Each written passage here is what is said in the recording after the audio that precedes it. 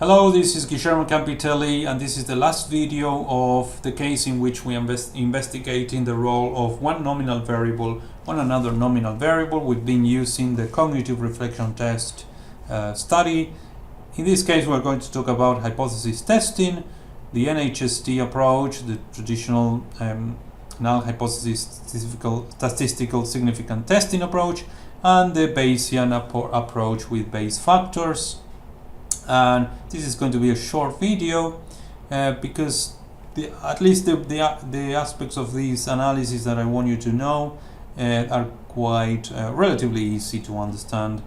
So let's start with JASP, and we use JASP for both approaches. We go to frequencies, and we use contingency tables here. And we put type of problem in the rows, type of response in columns, and in the cells we put observers already ticked, and we ticked expected, and we'll get this table. So this table has the observed counts, which we've already seen this in the descriptive statistics. But now we've got the expected count, and the expected count is the expected count if there are no differences between problems. And that's calculated based on these values. So here we've got the total count of correct, considering the three problems, the total count of intuitive, and the total count of other.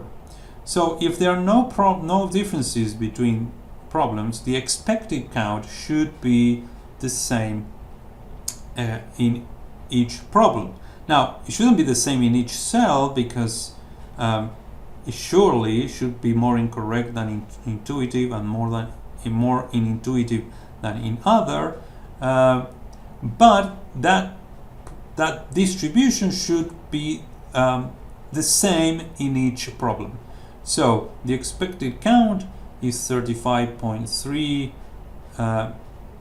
correct, 27.67 correct, intuitive, and 7 other, and that's for the blurred, but as you can see it's the same for mathematical and the same for original.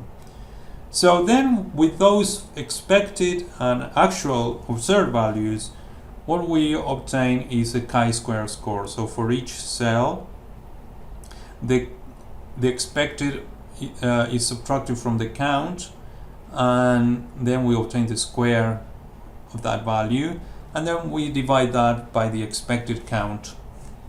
And so we've got one value for each cell. We add the values of the 9 cells, and that gives us a chi-square score.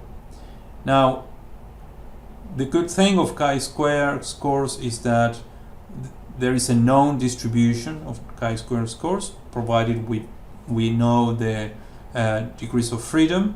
So then we can determine how probable is to obtain the actual chi-square score we obtained if there are no differences. If in the population that we're interested in, there are no differences between type of problems in the distribution of type of response. So easily you can see that if these two values are very different, then it is likely that the problems are different in type of response. If those values are close, like it seems to be the case here, and then there are no differences between problems. And basically the value we obtained was 11.48. That's our chi-square score, and the degrees of freedom here is 4. And the reason why the degrees of freedom is 4 is this one. Let's say we know the values of correct for blurred, intuitive for blurred, correct for mathematical, and intuitive for mathematical. Now, knowing these two values, for sure we know this value as well, because there is an expected count here.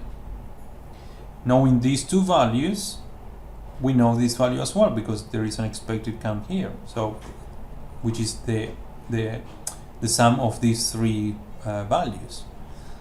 And when we know these two, we also know this one for the same reason. There is an expected count here. When we know these two, we know this one. And when we know these two, we know this one as well. So basically these three and these two, they once these are established, then they cannot change. So only these four can vary freely, and these are the degrees of freedom. The rest are not free to vary. So in a distribution, in a chi-square distribution with 4 degrees of freedom, the probability of obtaining 11.48 is 0.02.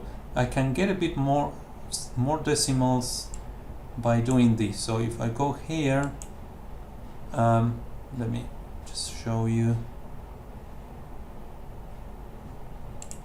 Hold on. Okay, so you can see this. I do this, go to preferences and analysis and fix the number of decimals to 2. I can put 3, 4. Let's put 4, and then I get a more decimals for the p-value here.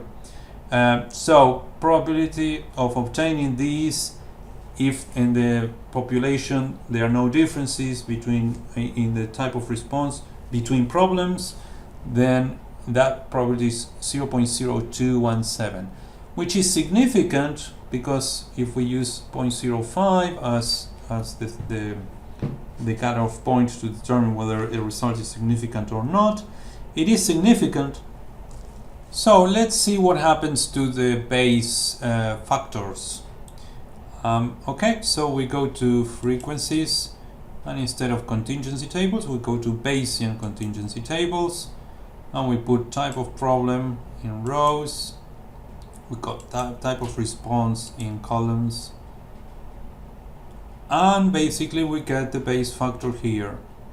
So Bayes factor is 0.3765.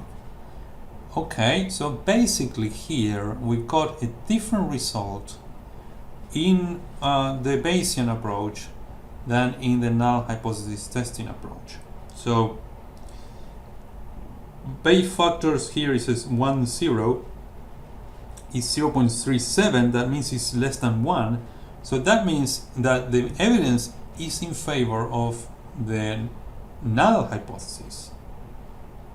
Yeah, so basically if we do 1 divided by this value, that's the Bayes factor for the null. 0.376 is the Bayes factor for the alternative. So if we do 1 divided by 0.3765, that gives us 2.66, which is that indicates that the alternative hypothesis is 2.66 more times more likely. Sorry, the null hypothesis is 2.66 times more likely than the alternative, which is not a convincing evidence in favor of the null hypothesis, but it is a bit more likely than the alternative hypothesis, which this contradicts the result obtained by the traditional null hypothesis testing approach. Basically, this is the sort of results you will get when in the null hypothesis testing approach we get p-values that are a bit lower than 0.05, but not much lower. Remember, we obtained a 0.022 p-value, so it was in favor of the alternative hypothesis. So the null hypothesis was rejected, but in this case the Bayes factor gives us a result that it's in the opposite direction. But as I said, the evidence is not great in favor of any of the models, but this is one case in which the Bayesian analysis and the traditional analysis give different results.